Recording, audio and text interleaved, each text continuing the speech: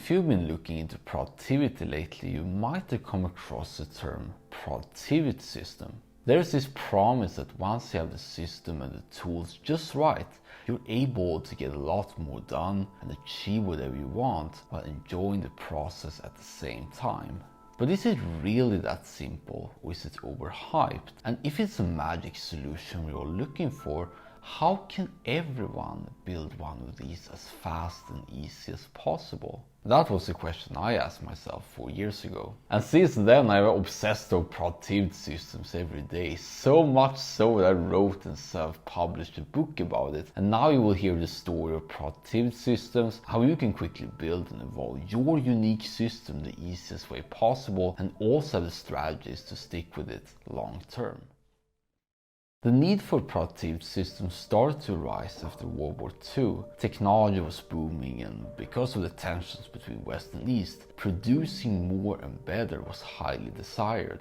It was also during the 1950s and onwards that knowledge work became a thing. A consultant named Peter Drucker noticed that there was more and more demand for intellectual abilities and deep thinking, rather than just having people running around in the factory doing their thing. But while there were huge innovations on how to work at the conveyor belt with things like Kanban and Lean, Drucker went the opposite way. He wanted the knowledge worker to be autonomous and left alone, since the mental processes were too complex to measure and quantify. And instead, Drucker wanted deadlines and goals and objectives to hold the knowledge workers accountable, rather than a system that they could follow. It was like, here are these targets that you need to meet, but you have to figure it out on your own how to get there. We're not going to help you with that. Drucker had an enormous influence and popularity, so much so that his management by objectives, as he calls it, is still used today. In pretty much any job nowadays, we have these expectations, these OKRs, these KPIs, whatever, and it's our job to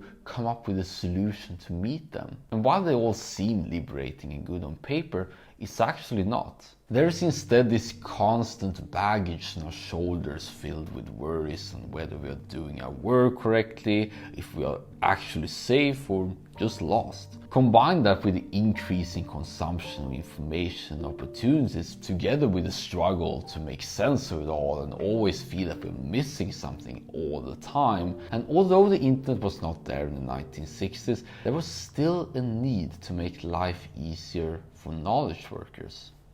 Fortunately, the help was coming.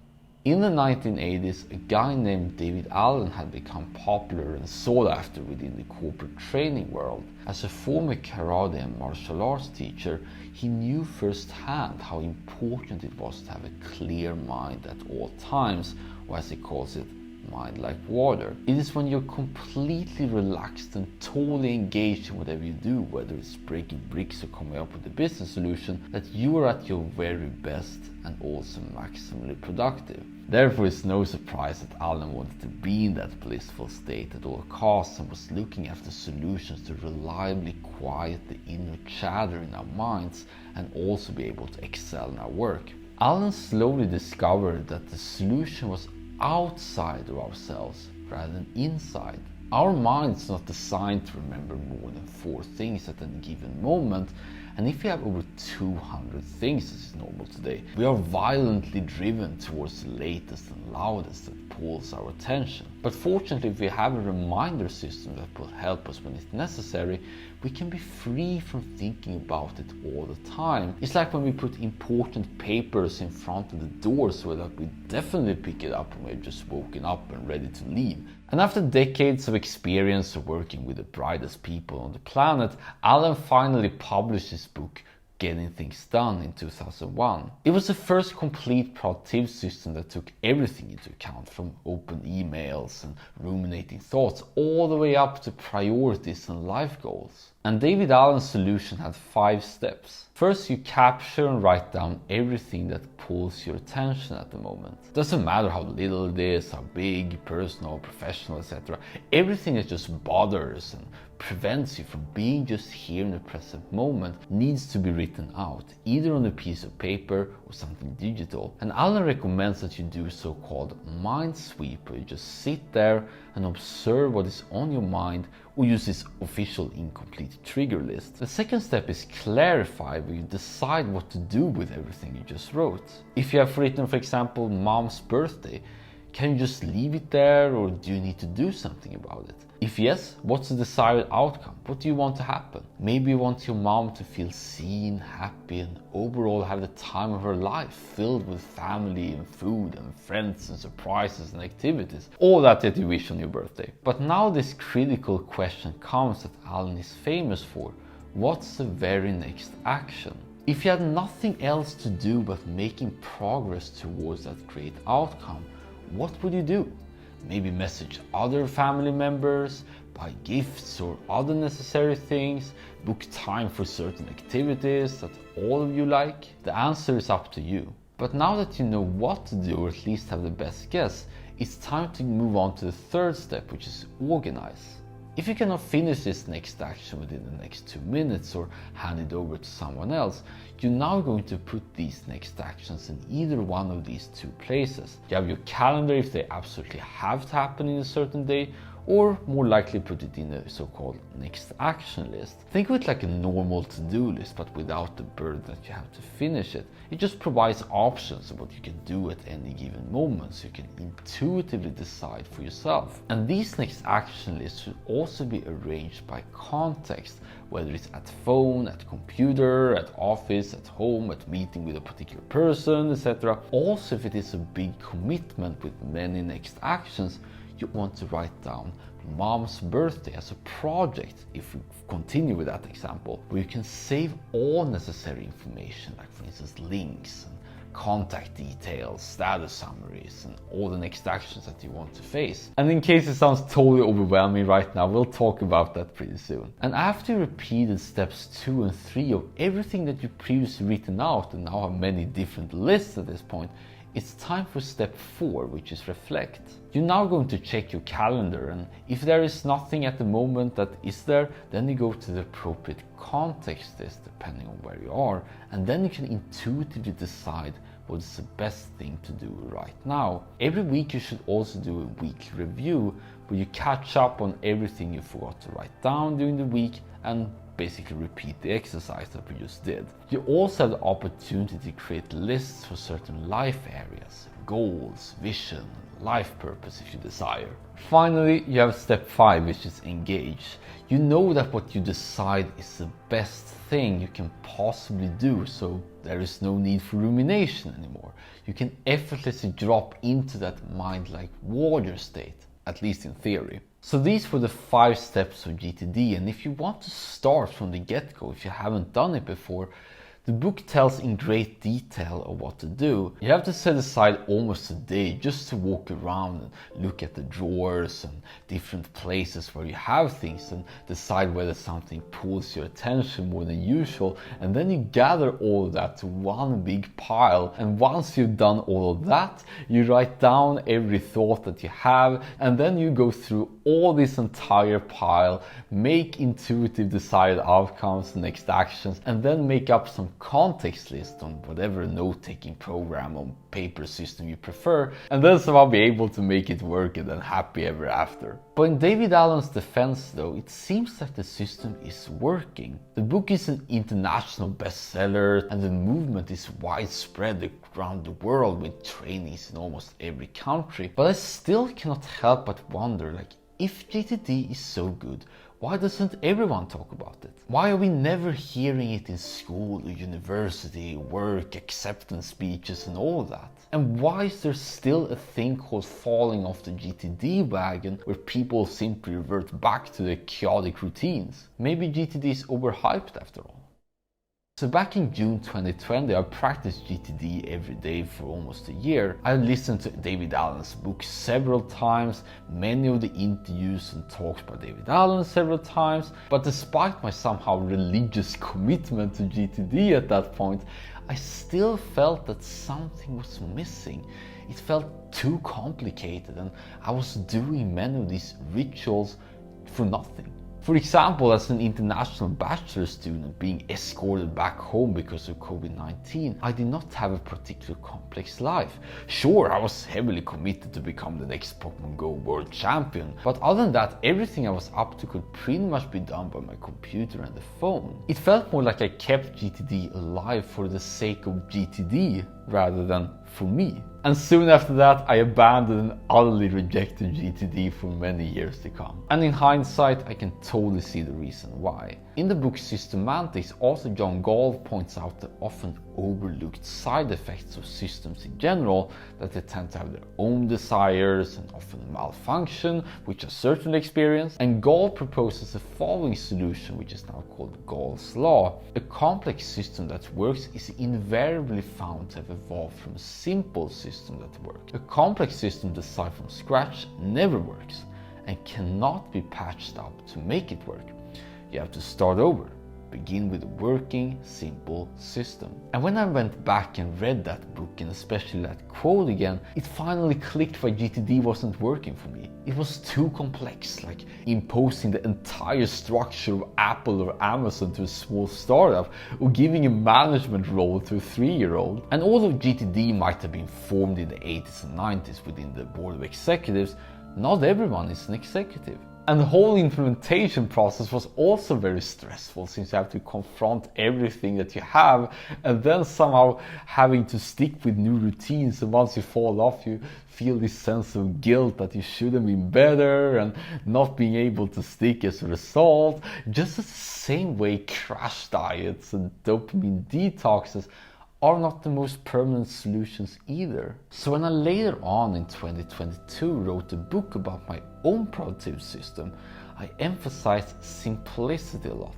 There should be no lag time between thought and when it occurs on the list, and one extraction list is enough, at least for me at the time. But I could not help but notice that my system still resembled these principles of GTD, capture and clarify, organize, reflect and engage. This dumbed down version of GTD was still GTD. It still encouraged appropriate engagement to right now and the freedom to not think any thought more than once. So therefore, when I went back to Gall's law, which once again advocated that cars did not come to existence by putting wheels and parts together, but they instead evolved during the times from primitive vehicles like skateboards and bicycles, I asked the following question: is there a way to evolve GTD rather than implement it so it is as simple as possible and unique for everyone? It turned out that as long as this clear mind like water state is respected at all times, it is possible to make a super simple GTD system and evolve it from there. And I call this more accessible version simple GTD. Now I want to tell you how it works, and more importantly, how it differs from the GTD practice I previously mentioned. In order to have a GTD practice that works for all of us, all we need to do is just follow 3 simple rules. The first one is to have a very high standard for mental well-being at all times. According to David Allen himself, the number one reason everyone is not on GTD is because we are so used to feeling a little miserable every day that we don't think about it. It is this ambient anxiety that is so subtle that we not see it as a problem, but still prevents us from being as efficient, as happy as we possibly can be. And honestly, I've sort of fallen short of that standard. Even after all these years, I still let these pointless ruminations and worries creep in without doing so much about it, and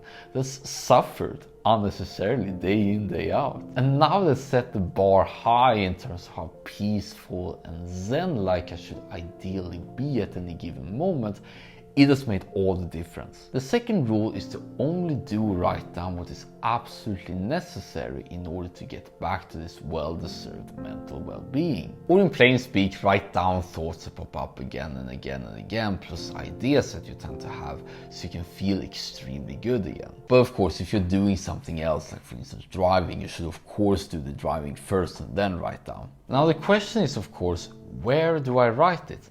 And this is where this simple GTD system truly shines.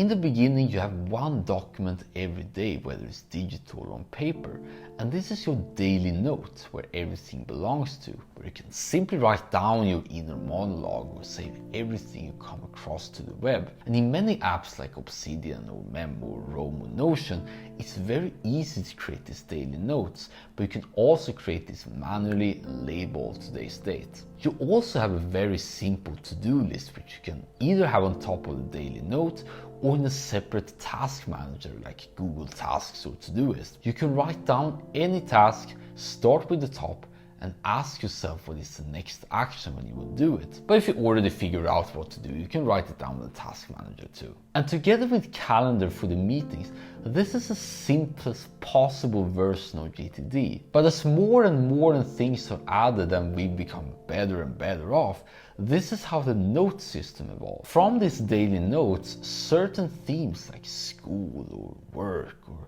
personal interests start to pop up again and again, and now you can make them into their own notes now and dedicate separate notes for each group. But again, when in doubt, write on the daily notes. Later on, you might want to group together certain notes into either favorites or folders, so you can easily discover them there. Also, when you consume articles and videos and podcasts or books, you can save what resonates into your note-taking system, so you can always look it up when necessary. If you can afford $8 per month, I recommend Readwise, so you can highlight anywhere and it will be automatically added to your notes. Pretty fantastic. I would also be remiss if I did not mention AI in this simple GTD system. Whenever you want to know something, get second opinions and thoughts, you can use ChatGPT for that, or other AI alternatives at this point. It is your thought partner, and soon an entire set of arms and legs which you can effectively use now. And this is how the tasks evolve.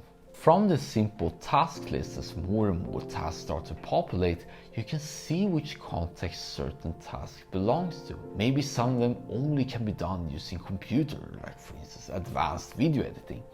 And in this case, you can either filter them through emojis or other labels, or you can do like David Allen, have certain context lists.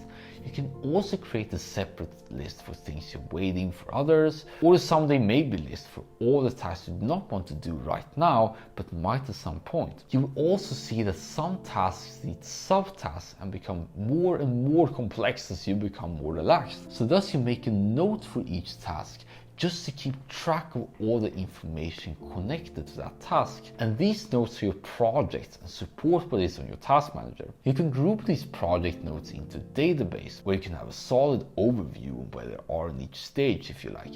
You might even write more and more if it's a passion that you deeply care about, and thus you can make pages for your goals, ideal life scenario, and purpose if you so wish. And finally, when other people are necessary, you share these tasks and projects and notes so they can view them. All these people are an extension of your productivity system that was once again very simple, and it would be much easier to create an organization that way. But these two rules and all these necessary actions are actually not sufficient enough in order to make it work, which is where the third rule comes in, which is trust the system and realize that right now is the best place. It sounds so simple, but for those of us who do not want to let go of anything, it's an absolute game changer. And yes, I'm speaking from experience. Even with the best possible productivity system, we still have a tendency to ruminate in order to feel safe and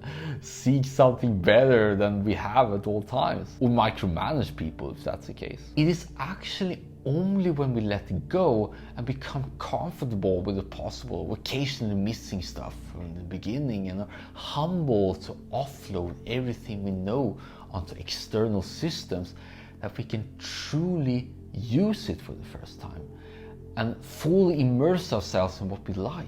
And when you have delegated all that work, this habits of checking your calendar and task list become as intuitive as checking what time it is on your phone. So therefore you don't necessarily need to have a set review time, because you can always trust yourself that whenever something has changed, you can update it right there and then, or not if you want to. And then when you actually start working, you can just set a timer and then completely be immersed in flow while at the same time being reliable too. So now that you've seen how simple it can be and the more complex it can be, the question is of course, where to start. And I believe that rather than trying to do everything at once as GTD might want you to do, start little by little and be gentle with yourself. As soon as you have a moment and something is bugging you, try write it out anywhere you feel most comfortable, and then do it again and again.